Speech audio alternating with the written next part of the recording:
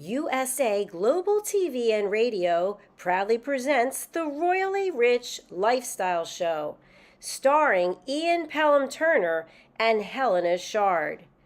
Brought to you in part by the British School of Excellence, Investors in People. This program is brought to you in part by the British School of Excellence and founder, Mr. Philip Sykes, building confidence, changing lives. Do you share our view that etiquette is a set of modern life skills that are essential for personal and professional success? Join us as an etiquette coach and change people's lives through the power of etiquette and manners. The last few days have been really amazing. I had a trainer course from the British School of Etiquette. And I must say it's been one of the best decisions I've ever made and one of the best investments I've made in my own training and development. Now, words alone will not describe the transformation and the positive path that I have traveled with the British School of Etiquette. I find I learned a lot from the lessons this time I came. The last few days with the British School of Etiquette have been fantastic. And what I've learned now is really beyond my expectations. This is the most rewarding experience and the best investment I have made this year. It was just great. I learned so much, and when I go back to Belgium I will incorporate a lot of it into my day-to-day life and business. It's been absolutely wonderful for the whole week that we were here. I feel transformed, and I feel like blowing a trumpet and tell people, come and do this school, this class is the best, this is the best school ever. You should take it. It will change your life immediately. I am now able to teach other people how to bring the best of them. Thank you. Thank you, BSc. Thank you. Thank you so much. Thank you. Thank you to our clients for their testimonials on the Train the Trainer program. Our exponential and global growth is so significant that we have evolved from the British School of Etiquette to the British School of Excellence, where we're investors in people. Let us invest in you and your career. Contact us to become an etiquette coach. Go to thebritishschoolofexcellence.com. Start your career and elevate your success today.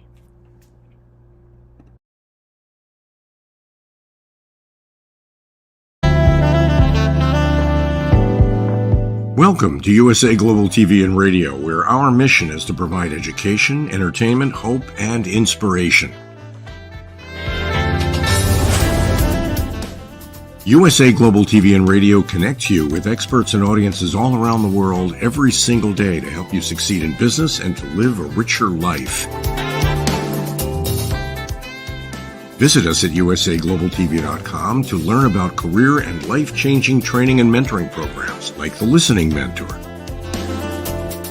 Subscribe to our newsletter to stay informed about our special programs and offers. Discover how you can become a guest on one of our shows or a host or producer of a USA Global TV and Radio show of your very own. That's USA Global TV and Radio, where the doctor is always in.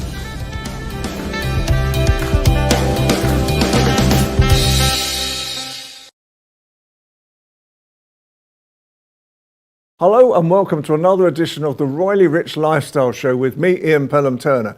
Have we got a packed show for you today? Just let's roll the titles and let's get on with this great show.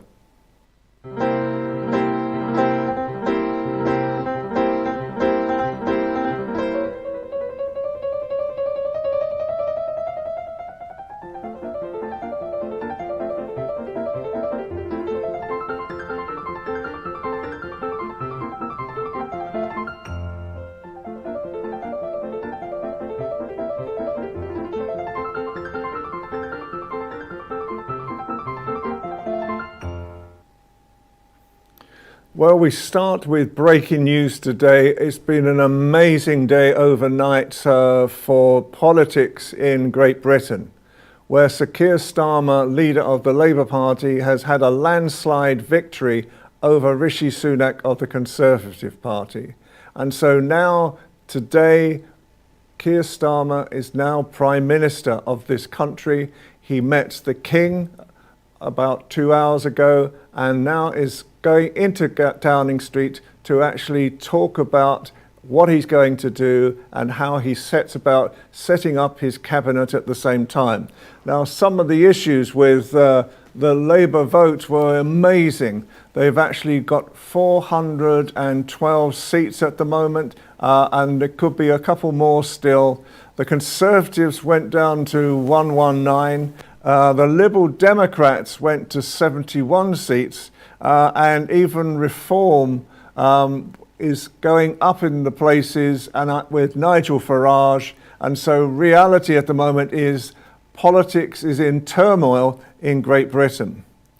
And Rishi Sunak said overnight, Britain has delivered a sobering verdict on his currency and on his time as Prime Minister as well. So a very sorrowful Rishi Sunak has left Downing Street today with his wife, and soon after, Sir Keir Starmer with Victoria, his wife, entered Downing Street instead. And several of the major political people from the government have gone at the same time. Grant Shapps, Jacob Rees-Mogg, Penny Mordaunt, and even Liz Truss, the former Prime Minister, has lost her seat as well. So it's going to be a very interesting time at the moment. And I think the reality is that in England, yes, the Labour Party have really gone further forward. Exciting times for them at the moment. And for the Conservative Party, yes, it's going to be a time of reflection on what are they going to do now for the next 5 years. But then we move on now to what is happening really with the royal family as well. At the moment, the King, as I said, has just met Keir Starmer, and so now he has what's known as the kissing of hands. They don't actually do that, but in reality, in other words, the King actually says he is now going to be Prime Minister of this country. So we look forward to what's going to be happening with that. But in the meantime, Harry and Meghan are back in the news again. Now, Harry and Meghan at the moment seem to be on-off, and there seems to be all sorts of issues. Certainly, social media are saying perhaps they may be separating. And there has been laws and rules coming through at the moment, and allegations, I should say, coming through at the moment, that perhaps Meghan is sat in a hotel room opposite her agents in Los Angeles. So we don't know what the situation is. It's just pure allegations. But the reality at the same time is that there is talk of them separating for some time now, and perhaps this may be the time that's happening. But in the meantime, a good story about the royal family is that Balmoral Castle is now going to be open to the public. And it's going to be quite expensive in reality, because it's going to cost £100 to actually enter Balmoral Castle to see what it's like to live there and the value of it. But if you want afternoon tea, it's an extra £50, £150 per head. So it's quite an expensive time, I would say, to go to Balmoral Castle, but I'm sure that people will flock there because it has held such history, especially for the late Queen, where she actually died at Balmoral Castle, but at the same time she absolutely enjoyed it, and it was their time away from the people that she served. But we move on again, and Prince Harry, my goodness me, it's all about Prince Harry this week in the news, and he was supposed to be receiving the Pat Tillman Award, which is an award really for people who have gone through all sorts of stressful situations, sports people, and also from the military as well, who have actually done something for their country at the same time.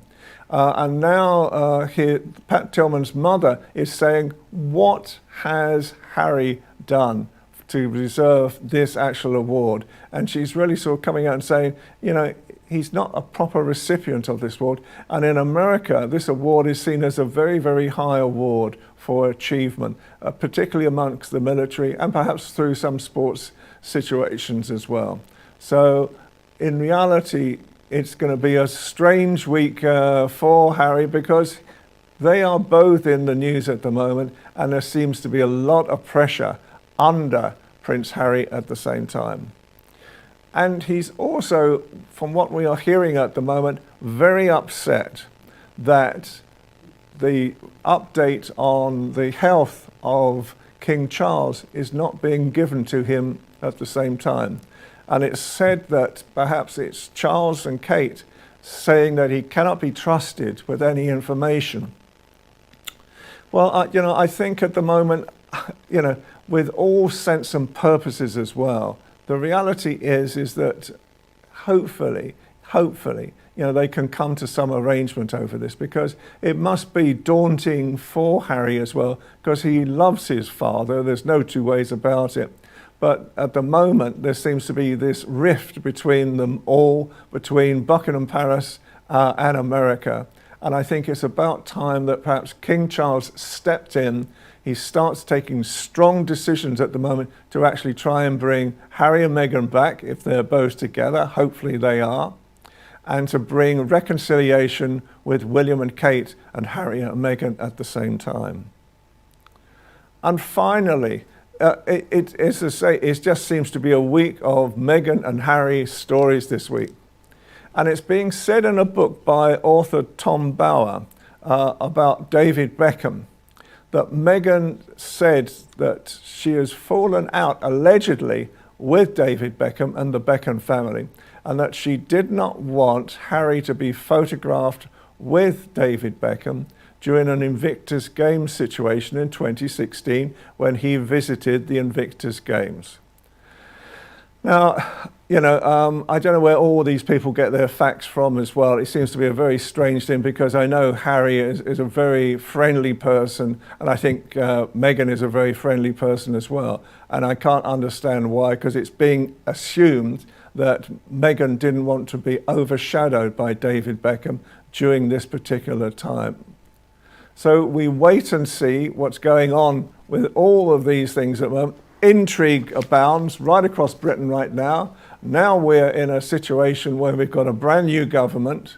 Who knows, we might even get a brand new royal family, strong and united again. Let's hope we can.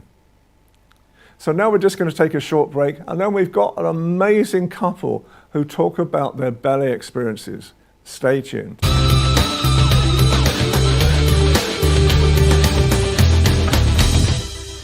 So now you may be wondering where Helena CHARD is today, my colleague. Well, she's on royal duty today outside Buckingham Palace, and she's really looking at King Charles meeting the new Prime Minister Starmer and what's been happening to Rishi Sunak as well. So now I have Ben and Sinia Love from Ballet Soul. Welcome. Thank you very much. Thank you very much. Thank you for having us. Thank you, Ian. So tell me a little bit about Ballet Soul in the first place. What is the whole idea behind this? Well, originally Ballet Soul is started off with my heritage, obviously, coming from Kenya, Nairobi. I came to the UK, and I've been in all the classical companies.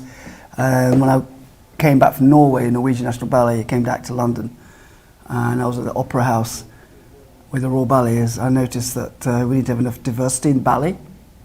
So I thought I needed a company that was going to erupt and change the ballet world, in diversity and rhythms. So that's the reason why I set up Ballet Soul, in a way, having something different for the audience. And you're a former professional football player as well, so obviously anything to do with physical side of education and movement is something of great importance to you. Yeah. But why did you start into ballet? Is it a different form? Is it sort of something that's quite intensive? No, it wasn't planned. It was just something that I just fell into. I saw the two matching, the balance in that athleticism and the excellence, and the discipline was in both in ballet and football. It was just the kind of a different method of stretching, and ballet was a little bit more kind of lengthening, as football was a little bit more speed and changing direction. So I basically had to change my structure, my physical structure, to go into the ballet. I started quite late. I started at 17. So I had to work very hard. Okay. I didn't have a social life. Well, you did, because you met the wonderful Sinya, your wife. Oh, that was years later. That was years later, yeah. That was like, yeah, years later. So tell me a little bit about what's happening in Africa now with you, that you're trying to do as well. Yeah, it's really, because for a long, long time I've always wanted to go back to where I was born and give back to the community there and just do something. And then suddenly out of the blue I get a message from a company there that wants to work with me. And that's where in Nairobi, Kenya. Okay.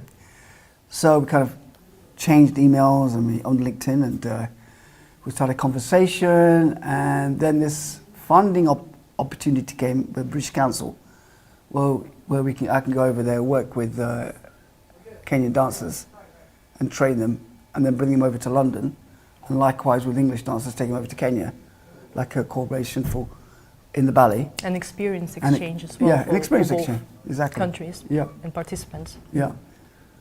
And Sinya, how on earth do you live with this ball of energy that is your husband? Well, probably because I'm a ball of energy myself. But yeah, Ben is incredible in many ways. He is very inspirational. So I joined Ballet Soul about 7 years back by accident. Ben was already working on the Othello 21 project, and he needed some help. And I helped him out. I found the venue, and I helped with the rehearsals as well. And it went down so well, and I saw what he actually does and how he works with his artists, and it really inspired me. And I wanted to be, ever since, I wanted to be a part of that journey. Yeah. I come from a background of, I would say, modeling background and a bit of an artistic background. So in the sense that I always wanted to be connected to arts since I was a child, since I was 3 years old. I always would tell my mom that I want to be an artist. And in my mind at that time, artist was everything. It's like dancing, singing. I wouldn't even think of that you have to pick and choose, because for me it was one whole thing. Yeah. So when I came to London at the age of 19, I joined modeling agency as a fashion model. And that was my first introduction, I guess, to be a real artist, because, you know, being a model actually is an art form. I call it a silent art form. So, and also being at that age and not having much of a direction really made me realize later on in life how much I needed it at that time. And when I saw how Ben helped his young talent and how he cares for them, it just resonated in my heart that I wish I would have had the same support when I was back in the days modeling. Excellent. So yeah, for me it was also a very personal reason to join Ballet Soul. Fabulous. So guys, what's the dream? The dream? Well, the dream is to set up a home in London, UK. I was going to say that. Yeah. To have a home. We need, obviously, the base is very important for education programs for the next generation.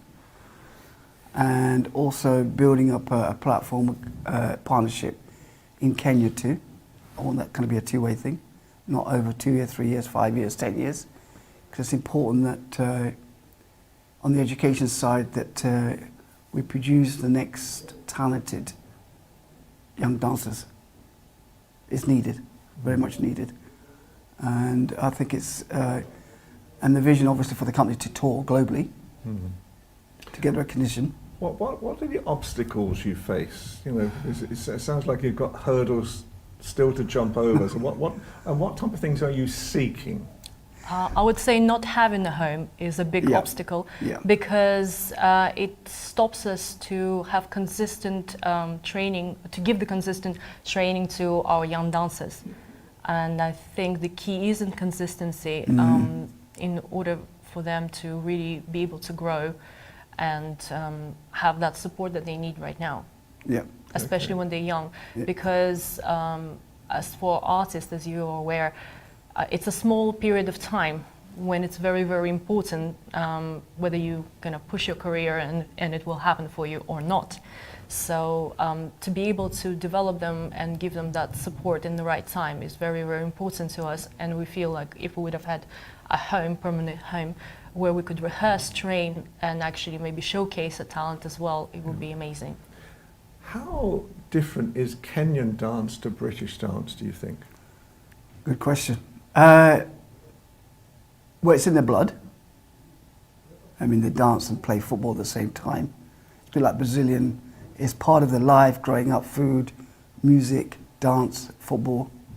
Especially in the evening when it's a bit cooler, the boys would go out and play football, you know, with socks rolled up in like strings and making a ball with old cloths, and you know, that's how we used to play football after dinner.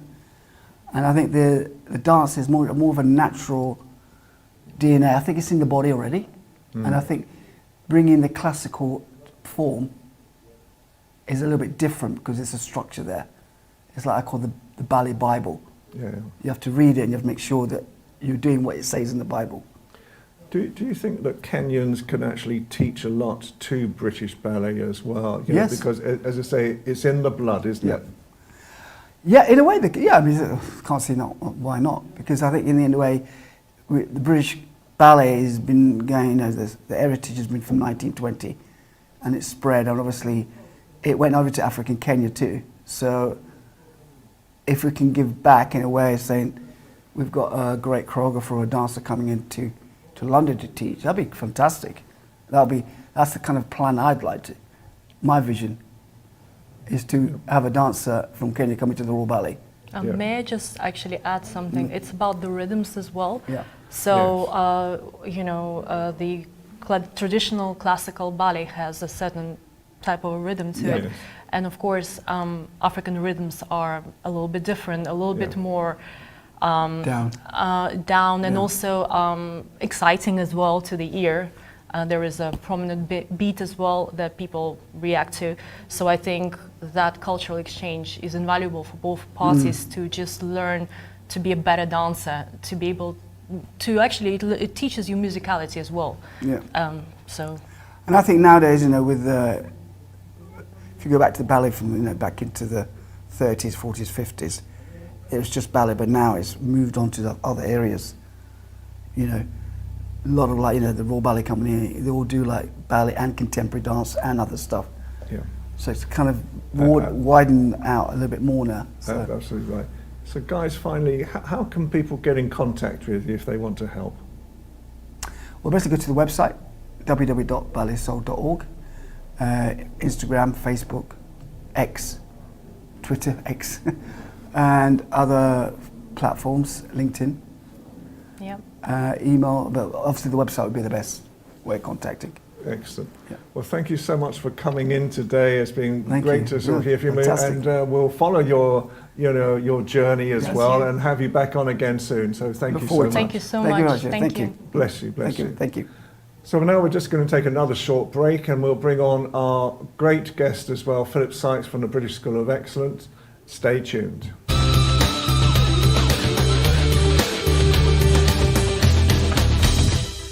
Okay, now welcome back.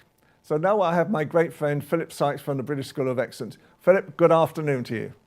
Ian, a very warm welcome to me, to you, to everyone out there. Lovely to see you.